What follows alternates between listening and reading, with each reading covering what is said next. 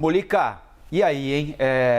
O que você entendeu da mensagem do presidente Bolsonaro? Ele se comprometeu de fato com o resultado das eleições? Tem o mas, né? Desde que limpas e transparentes. O que são eleições limpas e transparentes na visão de Jair Bolsonaro? Porque para a Justiça Eleitoral elas já são limpas e transparentes, sempre foram e continuam sendo. E com a resposta de ontem, ele consegue seduzir, sensibilizar aquela eleitora, aquele eleitor que não queriam votar no PT, mas também não querem um candidato que fique a toda hora pregando ruptura, pode ser que eu faça isso, quem sabe eu faça aquilo. Ele chegou nesse pessoal, Molica? Bem, vamos lá. Bom dia, Colombo, Stephanie, Boris, bom dia a todo mundo.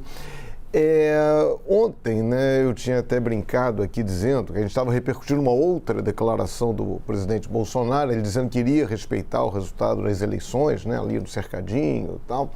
Aí eu até comentei que isso nem deveria ser notícia, né, porque é aquela história, o cachorro mordeu o homem, isso não é notícia.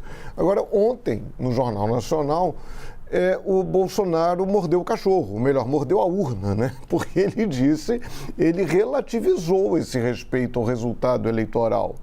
Então, na hora que o homem morde o cachorro, no caso, a urna, ele gera uma notícia, porque ele fala, ele respeita desde que as eleições sejam limpas e transparentes. Qual o critério de limpeza e transparência no Bolsonaro? Né?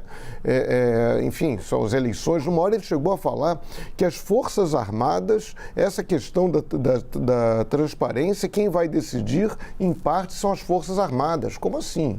Quem vai decidir é o Tribunal Superior Eleitoral, é o que está na Constituição. Até que a eleição limpa e transparente é aquela que sai com ele vencedor, ele, Bolsonaro. Não.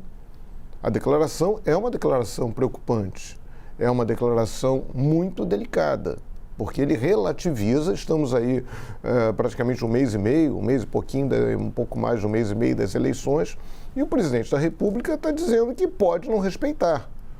Né? Fala aquela história, encontro lá com o Ministério da Defesa, com o TSE, isso é muito preocupante. E isso era um ponto que muitos assessores do Bolsonaro estavam querendo que ele fosse mais tranquilo nessa entrevista do Jornal Nacional. Efetivamente, ele foi muito mais tranquilo do que aquela de 4 anos, aquela realizada há 4 anos, que ele foi muito agressivo, surpreendeu, a impressão que deu que ele até surpreendeu os entrevistadores, ele conseguiu impor alguns temas, falou aquela história do kit gay, né, mostrou uma revistinha que não tinha nada a ver com aquilo, que aquilo não era verdadeira, aquela informação que o Bolsonaro deu em 2018, mas aí naquela hora acaba ficando.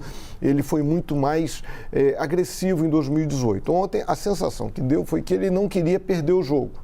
Jogou meio na retranca, né, respondeu algumas perguntas, foi o Bolsonaro de sempre.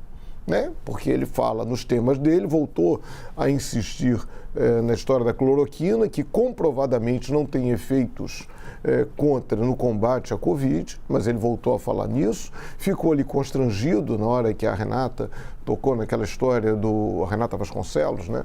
Falou aquela história dele ter imitado uma pessoa com falta de ar, e isso repercutiu mal nas redes sociais, que muita gente não lembra disso.